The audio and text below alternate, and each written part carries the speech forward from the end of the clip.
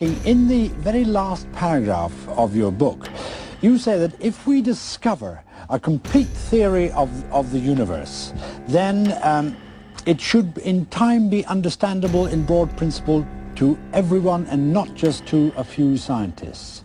And when that happens, all of us will be able to start discussing the why rather than the how. And I quote, "If we find the answer to that, it would be the ultimate triumph of human reason, for then we would know the mind of God." This is a message from the prophet of the most boring and meaningless religion conjured up by a gaggle of Jews and MI5 agents. Yes, theoretical quantum physics, which most people pretend and posture on this unfathomable load of piffle, giving the impression that they understand, but the common folk, who are quasi-retarded at best and are dealing with double-digit IQ points and possess problem-solving skills that are lesser than a balloon that was run over by a lorry. So yes, the masses, even the so-called educated ones, are easily duped. Yes, it is Stephen Hawkings, the Messiah, the one and only vegetable genius in Lothario. Yes, I banged many a wench, I even had threesome with a couple of Scouse harlots. Once had a threesome with me as a cabbage patch, although I can't even swallow food. I killed God with semantics that meant nothing, but because I was a cripple I could get away with anything, like having a harem of sex slaves and a submarine to my bestest friend's island, the late great Jeffrey Epstein. It's a shame Jimmy Savile never made it there. He would have loved it. The Caribbean is preferable to Broadmoor, but Jimmy had exotic tastes. That's what my ex-mistress Sophie Freud told me. I still maintain that there is no God apart from me. So have fun, bang sex slaves, take lots of drugs, and don't, whatever you do, go to university. It's a trap for the vacuous ones that deck out the upper middle class. This is Stephen Hawking signing off from the metaverse.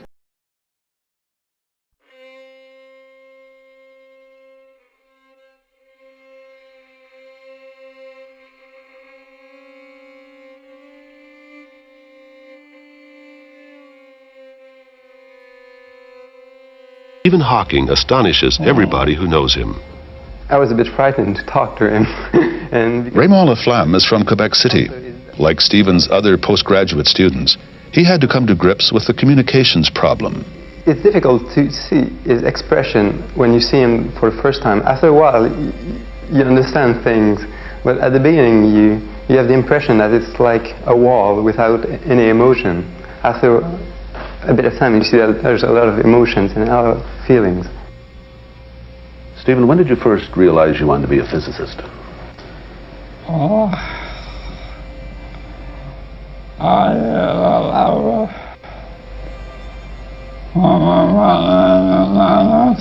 think I knew from about the age of 9 or 10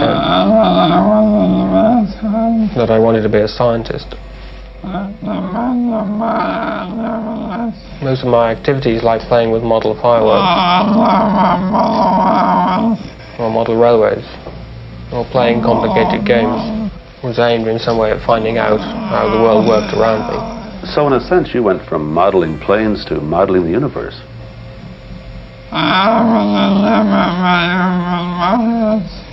was never very good with my hands, so my models did not work very well. But I was always interested in models that I could control. And I think that nowadays I have translated that into studying physics. Because in a way, if you understand the universe, then you have control of it.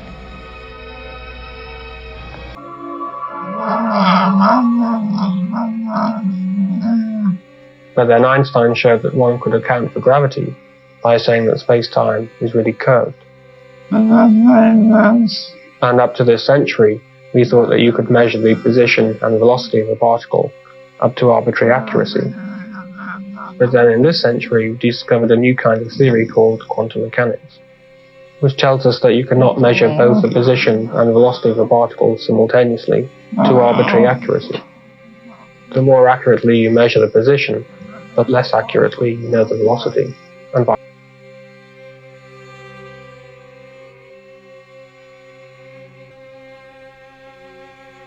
The pseudosciences are a big business.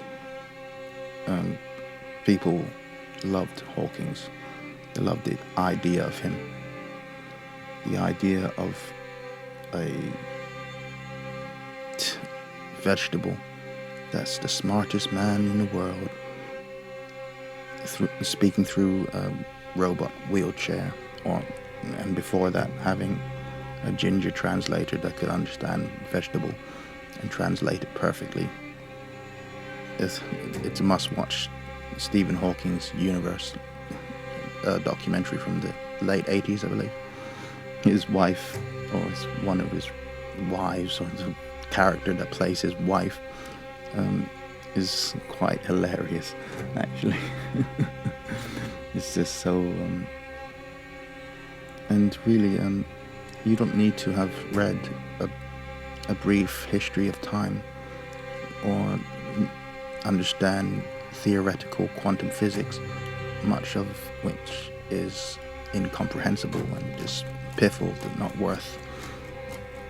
But it's to ask the reaching questions, to deduce, to really just not take things as gospel and do your own thinking, because there's so much,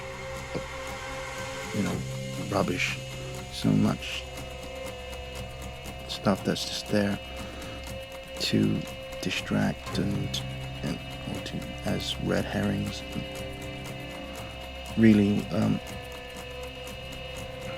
the truth is the most noble pursuit, and once one has decided to endeavor on that pursuit, one has to start to question everything.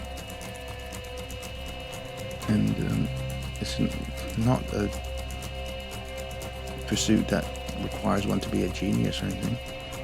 This requires one to be daring and to do some critical thinking. Very strange situation, because on the one hand there is the fame and the brilliance and the excitement and the success, and yet on the other hand, if the next morning after some award-winning ceremony the nurses don't turn up, well then you're sunk just the same as any other disabled person in that situation, would you?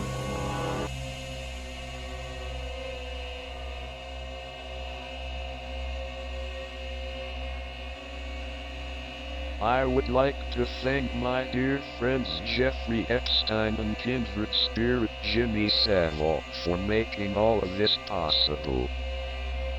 But my advice, considering humans have hitherto been rather wretched and stupid, fuck lots of hookers, do loads of drugs, kill each other like the Mexicans and the blacks.